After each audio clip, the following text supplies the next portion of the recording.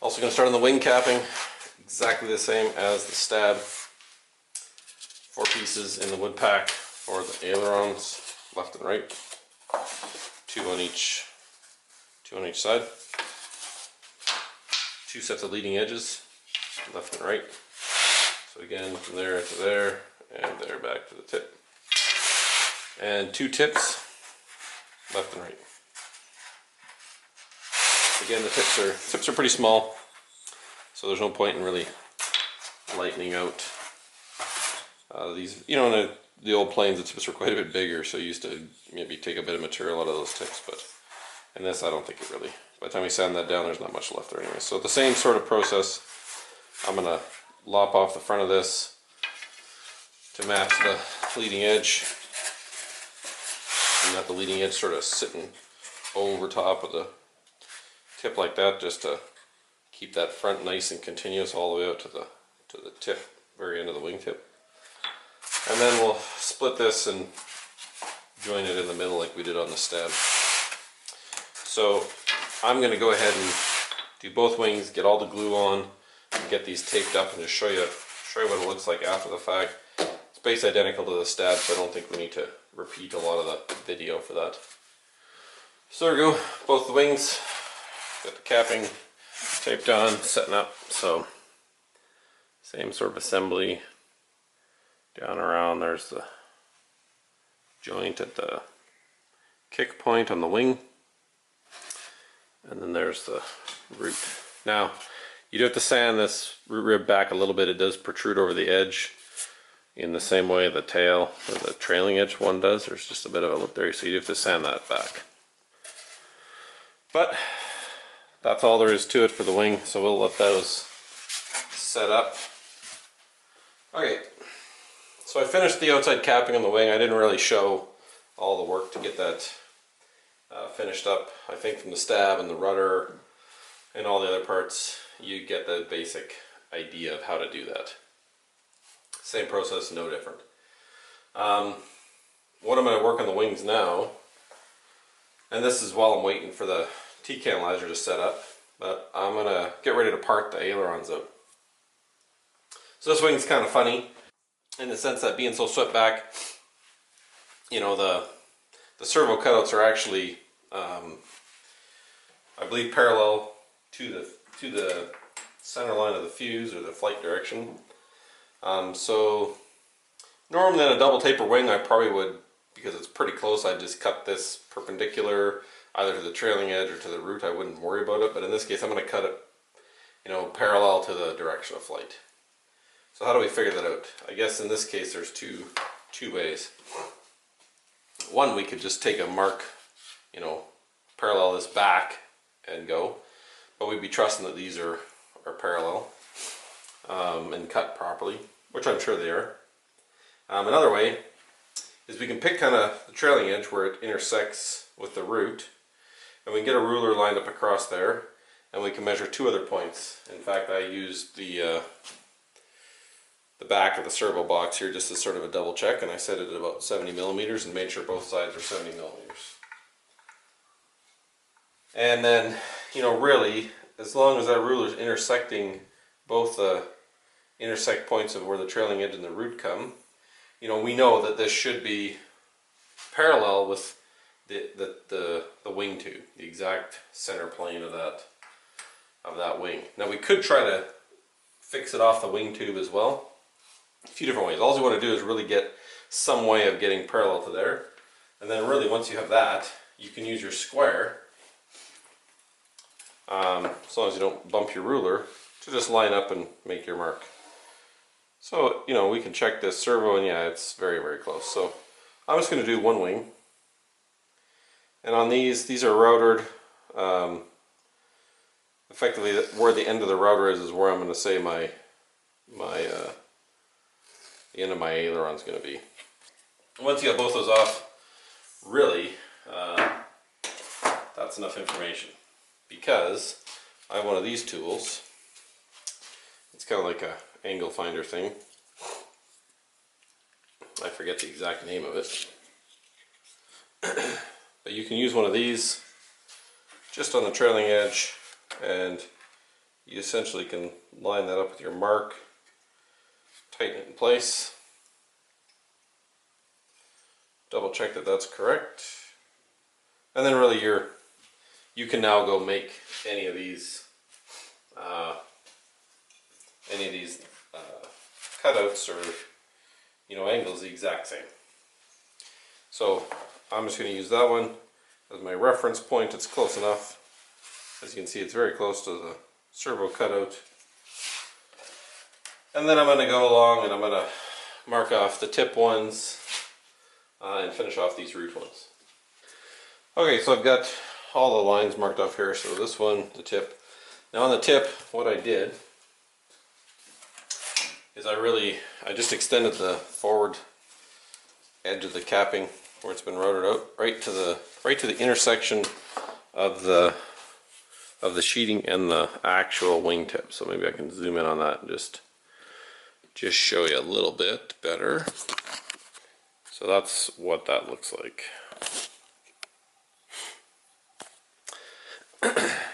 And what I'm going to do is I built a little tool to measure the capping.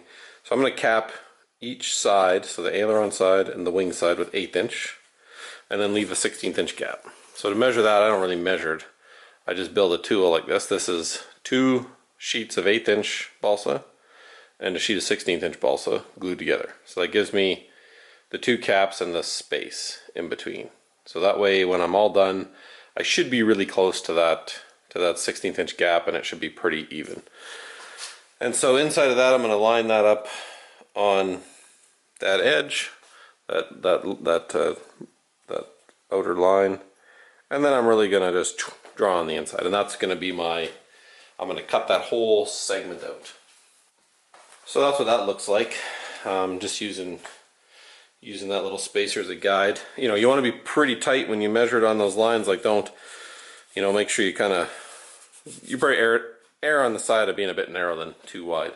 It's easier to sand a bit of material off. Adding it on later is a pain in the butt. So we cut this out. We'll cut out this piece here, and then I won't really cut this out. I'll cut that out afterwards. This part doesn't really, the aileron part, forward part, is pretty easy to define.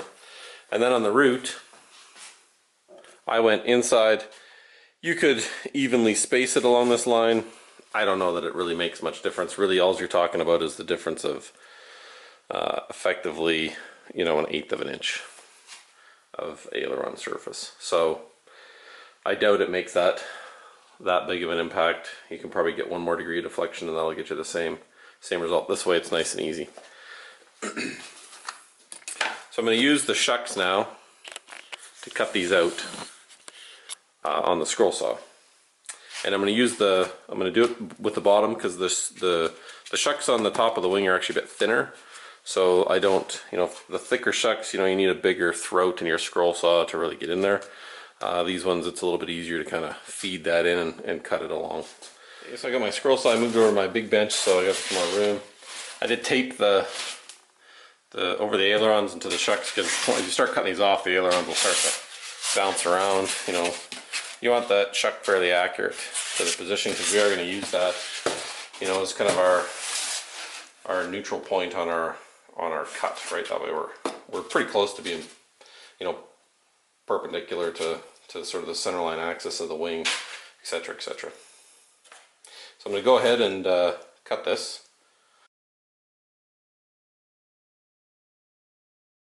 So there's our first cut done.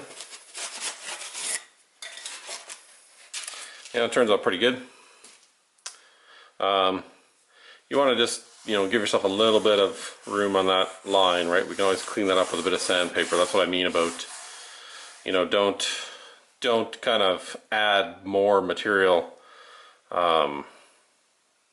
thinking that, it's gonna get filled in, because it won't. You're gonna, we gotta cut it, and then we're gonna clean it up to make it flat, and then so on and so on and so on, and pretty soon you're going to find out that your gap's no longer 1/16 between those two. It's like 1/8, and it doesn't look as good. So keep going on the tip. Now for the tip, I'm going to cut this one out first, and then this one, and then I'm going to do this one basically with just a knife.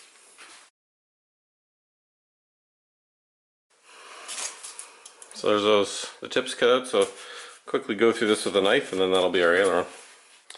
So there's our aileron out, that's basically what it looks like. We'll clean this off with a knife here and finish shape it. Same on the root, nice and neat. And our wing looks like so. Be careful with this for a little bit, because although it's fairly strong because the tip is on there, you know, if you whack it pretty good, you definitely can break it. There's not tons of material there until we get it.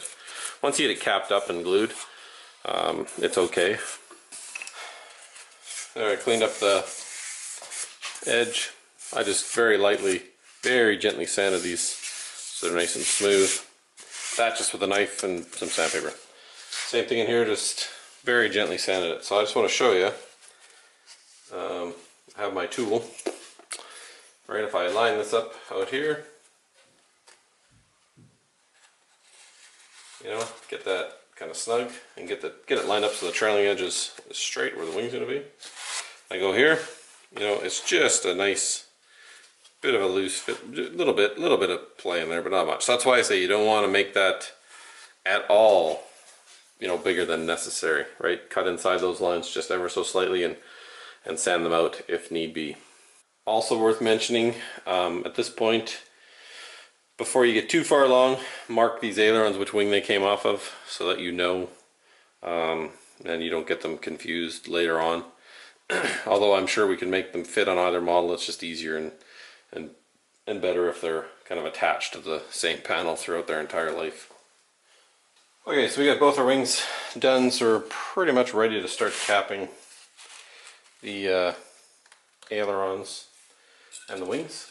But before we do that, there's one more little step I do just to protect the wings. So I'm sure most of you have seen wings that have failed like this. Basically, they're starting at the root corner of the aileron, past the end of the tube, and they go up out to the leading edge. You kind of take the straightest, shortest path, boom, and they fail right through there in flight. The reason I think for that is basically because this tube is supported at the root and it's supported out here by a rib. It's not a real simple beam kind of loading. It is sort of uniformly supported by this tube, and then you get a rapid transition at the end of the tube to more of a simply supported type beam. So really you get a lot of stress kind of through the end of this portion of the wing. And the root of this aileron, the sharp corner in here, gives you a stress concentration. So a nice place for kind of a failure or break to start. So what I do is with the capping, I actually, you know, you can see it's longer. I leave it like that, and I'm going to cut, you know, I'm going to mark off here essentially how much is left over on this capping. I'm going to mark off that on the wing, and I'm going to cut that little piece out, both sides, top and bottom. And when I cap the root, I'm going to run this all the way through. So what that does is it basically gives me a bit of an overlap. So now, in order for this wing to break, it's going to have to break all the way through this, which is much more difficult than just breaking through the sheeting and the foam. It would likely have to start further back here and go out, which the further in you get this, the less likely that's going to happen. I've had pretty good success with that. I'm sure in a lot of cases you'd be fine just leaving it like this, but for the little bit of extra work, it's worth the effort. I've never had a wing fail doing it like that, no matter how violently I've tried to break the wings in some snap rolls. So that's going to be next. I'll get those cut out here, and then we can start getting all the capping glued up on these surfaces. So I have scored through these with the knife. So the easy way, score them out and then just kind of line up the two scores that you made there through the sheeting. And then you can just slide it back and forth and cut right through that foam. Once you get it out, I just use the capping itself just to sort of finalize itself in there, right? So there it is, finished up. So you see how we kind of move that stress point around, give it a nice overlap in order to spread that load out through the root of that aileron. And the capping is just barely wide enough, so there's not a lot of work to do after the fact on it. And it just sits in the end like that. So I'm ready to start taping on the capping. Same process, glue the face, tape it on. To save time, I cut all of the, so I need 4 kind of each capping piece, so I cut them all at once, just squares. I don't try to make them super fancy, so those are for both the inboard and the root of the aileron and the inboard side of the tip. Same with the big ones on the outside. So I'm going to do it all at once. So I'm going to cap like this, and then I'm going to glue these inside like that and tape them down. So I'm going to do this all in one shot, so it doesn't take very long. I just basically get it over in kind of one night, come back, face it all off, and then I'm done. Again, you want some blocks on these end pieces, so whatever you can find just to help support them when you glue them on, so you don't kind of bend them over and get a funny shape on there that you gotta kind of fix later. So I'm going to do that off camera here, and I will show you everything taped up when it's all finished.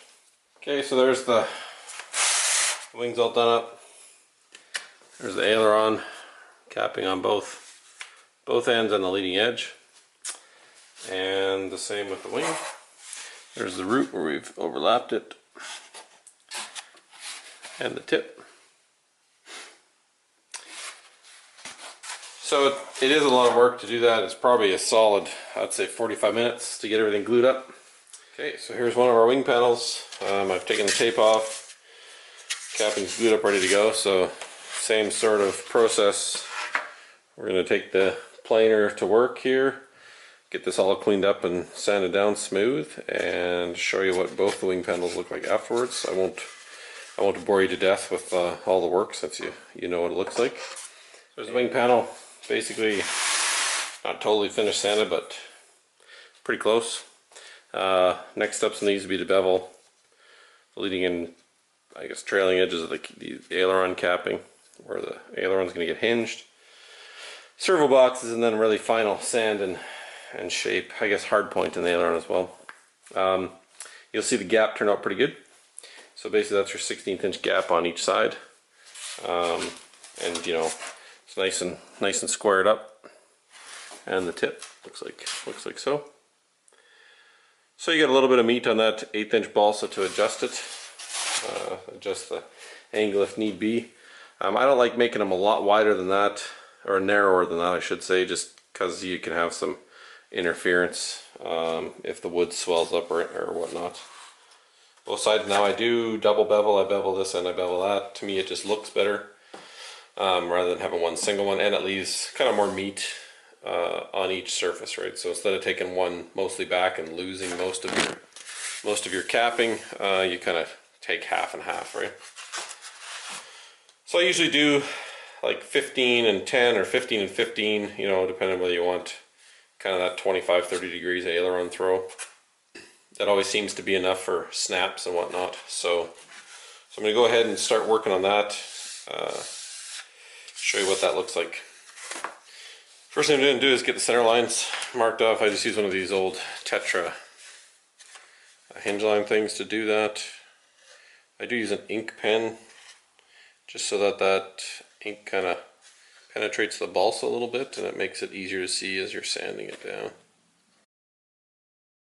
So there's the aileron. Now, one thing I do try to do is I try to keep this thing the same way. So if I set it that way on the aileron, I want to set it in the same orientation onto the wing surface. That way, if it's not exactly centered, at least they're both not exactly centered on the same side. Now you may not be able to get this all the way on the root of the wing, because the root of the wing's pretty thick here. But, get close, and then you can extend it with a ruler, the line. Okay, so I got that center on both surfaces there, so I'm going to take one of these little angle, like a protractor-like thing, and I'm just going to set 15 degrees on it. And use it to mark off on the edge of the surface.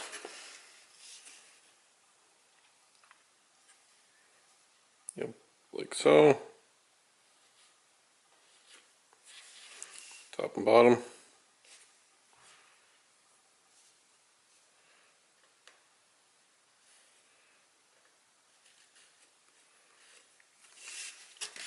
So you get an angle mark like that, and then do the same on the other side. So pretty much looks like that. 15 degrees is not very much. So then what I'm gonna do is I'm gonna mark just the top edge there, and there, and there, and there, and use a ruler and join those points together. So I got my lines marked. There's the aileron and the wing surface. So what you'll notice when you do it this way is that you know, there's a lot more material removal at the root than there's at the tip, and it's basically due to the fact that, you know, this is a much wider point than this.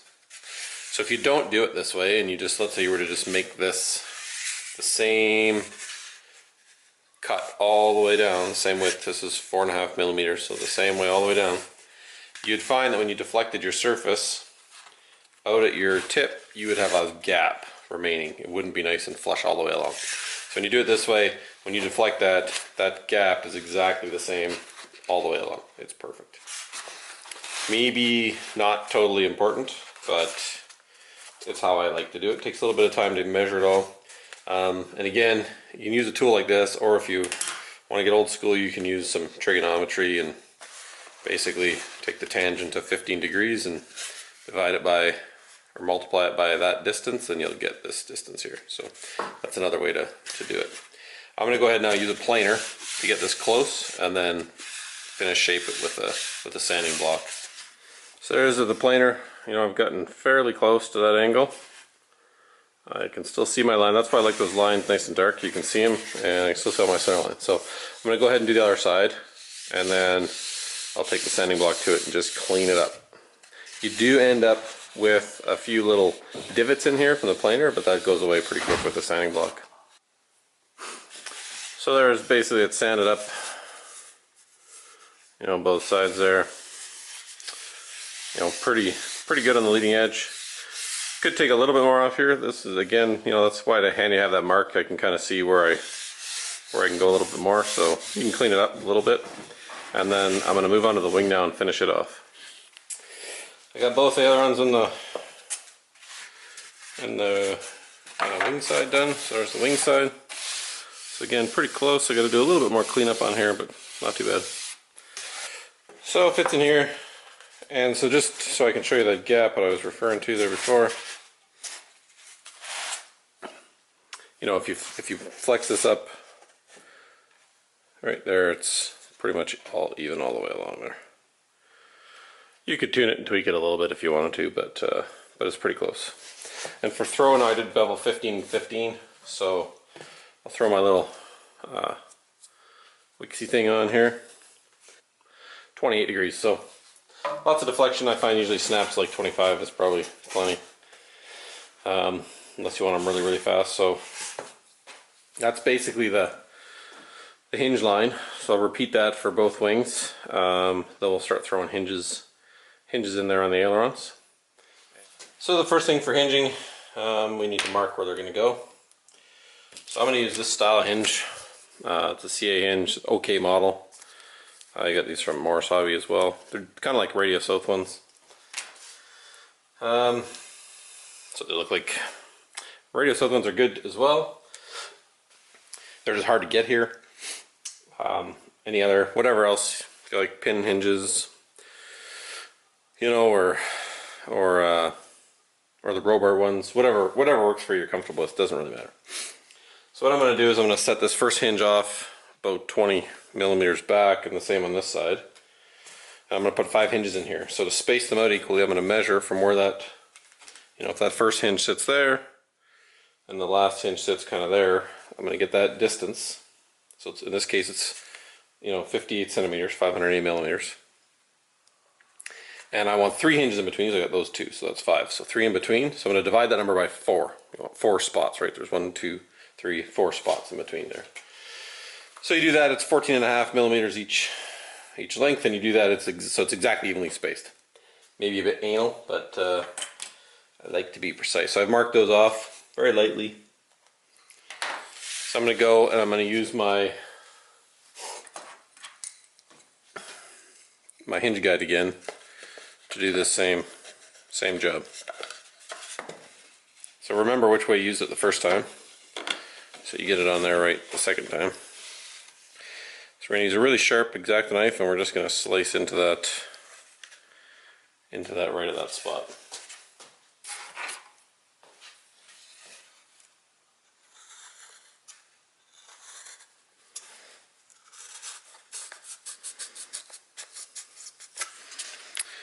So there we go. Here's our first one.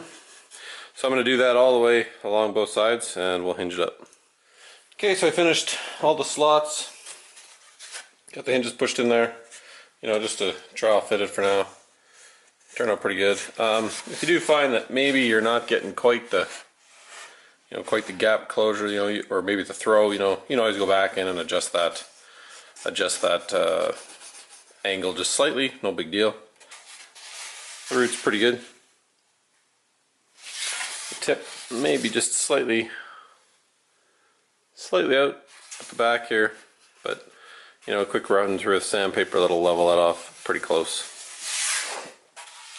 That's why I don't really do all the final sanding till all these things are on, because you're probably going to take it off a hole. You're going to take some more off anyway, so you can put it in the shucks if you want and, you know, do a little bit more sanding on it. But I think the next step is to get the servo box in place, and then we can get the hard point in, because we'll know where the horn is gonna come out at. Okay, so we'll go ahead and work on the servo box. So, you know, this comes pre-routed out in the kit. I do extend the foam down. I just take a Dremel tool with a little zip saw bit and just get rid of that foam down a little deeper, maybe not right to the skin, but I'm gonna use a 171 Futaba SV. So if you don't router it down, it sticks out pretty high. So, you know, this got lots of room in there now, and we'll set the depth later, kind of once we know the height of the horn and everything, and whether or not you got to angle it. But for now, we're just going to put the boxes in. So the next thing, try to figure out. I don't like to mess with this, save a lot of time. So what I did was I just sort of figured out what width of wood would go in here. I got two pieces, so 2 3/32 actually works the best, but I don't have enough 3/32, so a 3/32 and an eighth inch also works okay. So just take 2 scraps, put the servo in there, you know, just throw the wood in there. Does it fit? Yes, then you're good. Same on the front, you know, the front and back. Again, I'm going to get the ears all the way down in there, so if the wood fits, you're good. So in that case, I'm just going to cut up some pieces, some squares or rectangles, I guess, that fit in there. One 1/8, one 3/32. Make sure both wings are the same way, so that because your servo is going to slightly be offset of the hole if you do that, or if you use 2 3/32, doesn't matter. And then I'm really just going to glue them right in here and flush them off, and that's going to be it for the servo box. I'm going to go and cut these all up. So there's the servo box. Again, you know, just because of my lack of 3/32, I did 1/8 and 3/32 and 1/8 and 3/32. These are cut inside, so I went the long pieces the full length, and the end pieces in between. So these are 20 millimeters in between. That's a 20 millimeter standard Futaba servo width. So here's my 171. And if I dropped it in there, boom, perfect. Hardly any slot. You know, nice and snug. So real easy. Later when we go to the rails, we'll just drop them in there, screw the servo in, and we're done. Don't forget servo lead hole. So I'm just going to put those in with polyurethane, and you really almost don't need to hold it in place, because really these end pieces hold everything kind of where it's supposed to be. If you want, you can take a chunk of foam or something and just stick it in there just to hold everything together, but it's usually pretty solid, so generally you can just leave it set like that, and then when it sets up, we're just gonna sandpaper that off flush, and then we're ready to do the hard point. Okay, so pulled out our support in here and sanded this off flush. So that's our servo box, so no rails in it. You see they come out pretty good doing it that way. It's fairly fast and easy. You could construct the box outside of the wing and install it as a whole unit. I find this way to be fairly quick. A bit less work potentially. And the servo, you know, it goes right in there nice and neat. So we did a good job on sizing that thing up so it's not super tight in there. There's a little bit of left to right, but that's okay. So now we're going to mount up, we're going to find the location, I guess, of our hardpoint in the kit. They include these plywood hardpoints. So that's going to sit in and along here somewhere. Now this is a bit interesting because of the angle. The servo's, you know, parallel to the flight path. You know, the ailerons are fairly recessed. In a lot of double taper wings, this would probably just be straight perpendicular to the hinge line, which would make it a little bit easier to set up. So just using that horn for just for reference for now. So I need to kind of figure out, you know, where this needs to go, because obviously the horn's going to go on there. You know, there's going to be a push rod coming back. Now, geometry wise, you want this, you know, servo arm parallel to the hinge line so that the push rod's perpendicular. That's the correct geometry. So to figure that out, I need to get a line up here kind of in the right spot. So first thing I'm going to do is I'm just going to put some tape on the wing just so I got something to draw on. It's a bit of tape just to draw on. So I want to get a line relatively close that's parallel, so I'm just going to eyeball this, and I'm just going to kind of mark off roughly where that servo arm is going to be, and take my servo. So I got a tiny little mark there. Then I'm going to use an old trick with some squares here. So I'm going to take my squares and line them up on the hinge line. You know, I mean, close counts. And I'm just going to slide it up. So there's two squares there. I'm just going to slide that square up till I'm where the line is, and then I can draw that line across. I'm going to use my ink pen so it's a little bit easier to see. So there's essentially the parallel line to the hinge line where the servo is, and I'm just going to extend that across further. So now if I put this back in here, you know, we're pretty close. You know, if you kind of look, it's maybe a little bit this side, but that would at least allow you to get that wheel in there parallel to the hinge line. So that's kind of what that wheel will look like. Now, usually in the ailerons I use this 4-point Futaba arm. Whatever arm you use is fine. Same basic concept.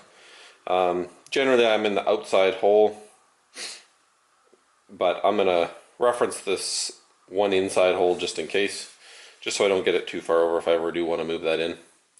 But usually I'm in the outside one. So I'm going to mark off a line perpendicular to this line I just drew where this third hole is. So that's essentially where our push rod, you know, will be. It might be at a slight, if I use the outer hole, you know, it might be at a slight angle, but that's pretty close to where the push rod's going to be. So when you use these styles of horns, and I just got an example, old push rod here, is you'll notice the center line of that push rod's not in the same plane as this, you know, this horn. So you do have to compensate, you know, a little bit of where you place that horn on the aileron. Otherwise you'll end up, you know, your geometry will be a bit messed up. It is straight in line on the servo one, so that's fine. You can come straight off the servo one, but you do have to offset this about 2 millimeters in order to properly deal with that spacing. So I've marked off essentially where the holes, the center line of the holes of the horn will be. You know, and really that'll end up being pretty close to that third third hole on the 4-point servo arm. You know, on the 4.1, you know, it'll be out just a little bit, which is okay. So there's a center line of the Hardpoint. So really, and when I put that Hardpoint in, I'm not going to put it in all the way to the very front, because then you gotta sand it and get it flush with your bevel, and it's plywood, so it's a little bit harder to do that. So I'm really just going to put it in right at the back of where the leading edge capping is. So, you know, it doesn't have to be exactly perfect, but you just don't want to put it in and then have to sand it all off. It's kind of a pain. So I'm just going to mark that location of that guy. So that's where that Hardpoint's going to sit. So to do that, I'm just going to rubber that out with my Dremel tool to get that into the right spot. To rubber that, all I do is I'm going to score through the balsa with a knife, just to kind of define the edge, and then I'm just going to use an end mill and my depth gauge on my Dremel tool to finish it off. So that's basically the piece that's going to come out of there. So I got my end mill in there and my depth gauge, and really we're just going to set it up so that's going to cover off the width of this guy here.